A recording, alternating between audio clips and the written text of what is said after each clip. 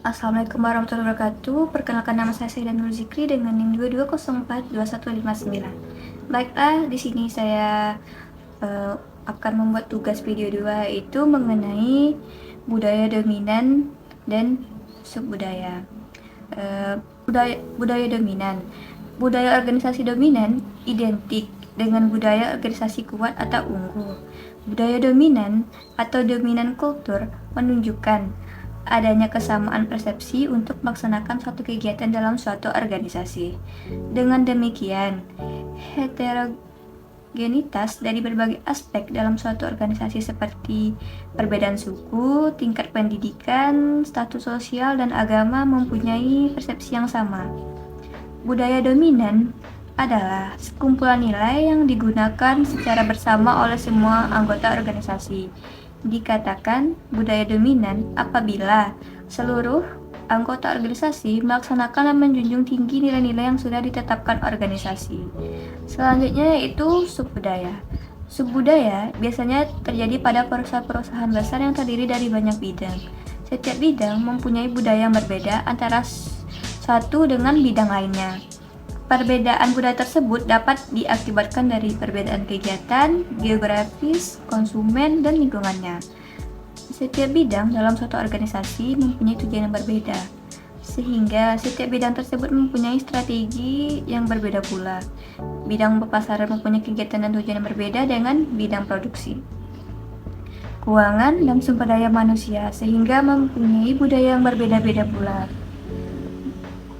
Jadi, kultur itu adalah seperangkat nilai yang dimiliki oleh minoritas, biasanya merupakan minoritas kecil dari anggota organisasi. Subkultur biasanya merupakan hasil dari masalah atau pengalaman yang dimiliki. Baiklah, materi selanjutnya yaitu mengenai budaya kuat dan budaya lemah. Budaya kuat. Setiap organisasi mengembangkan sistem nilai yang mengatur cara berperilaku dan bertindak orang-orang di dalamnya. Sistem nilai inilah yang dinamakan sistem budaya organisasi. Setiap perusahaan memiliki budaya khas sendiri yang membedakannya dari perusahaan lain.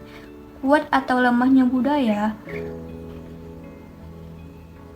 organisasi dalam suatu perusahaan tergantung pada sejauh mana nilai-nilai inti dikembangkan itu dimiliki secara dalam dan luas oleh karyawan-karyawannya.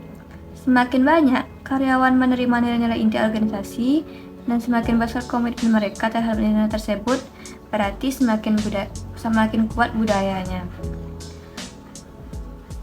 Strong culture atau budaya kuat dan weak culture budaya lemah. Jika kebanyakan karyawan memiliki opini, misi dan nilai organisasi, budaya itu kuat. Jika pendapat sangat berbeda, itu lemah. Dalam budaya kuat, nilai inti organisasi dipegang secara intensif dan dimiliki secara luas.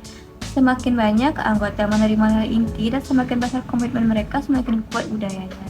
Dan semakin pengaruhnya pada perilaku anggota karena tingginya tingkat kesamaan dan integritas menciptakan iklim kontrol perilaku yang tinggi. Selanjutnya itu budaya organisasi dan budaya nasional. Budaya organisasi menunjukkan cara kerja organisasi, yaitu cara menyelesaikan suatu interaksi antar orang-orang dan hubungan karyawan dengan pekerja dan dunia luar.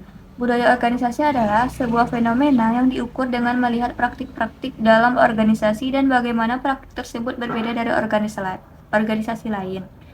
Sebagian besar aktivitas dalam organisasi kemudian dirancang untuk memenuhi tujuan dan persyaratan tersebut.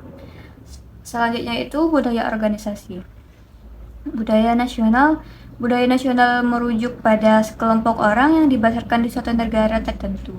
Dibandingkan dengan orang lain, individu ini cenderung mempunyai harapan-harapan tertentu yang sama dengan bagaimana sesuatu harus dilakukan dan nilai-nilai di sekitar harapan-harapan ini. Kebudayaan nasional terbentuk pada usia formatif. Kesan ini sepenuhnya terbentuk pada usia 12 hingga 14 tahun yang merupakan produk dari lingkungan tempat kita tumbuh. Lebih mudah untuk merasakan kebudayaan nasional dalam kelompok yang lebih besar karena kualitas individu menggantikan kualitas nasional dalam kelompok yang lebih kecil. Perbedaan budaya nasional dan budaya organisasi yaitu Kebudayaan nasional didasarkan pada nilai-nilai yang disukai dan diharapkan oleh sekelompok individu untuk dilaksanakan. Sedangkan budaya organisasi didasarkan pada praktik yang dilakukan dalam organisasi.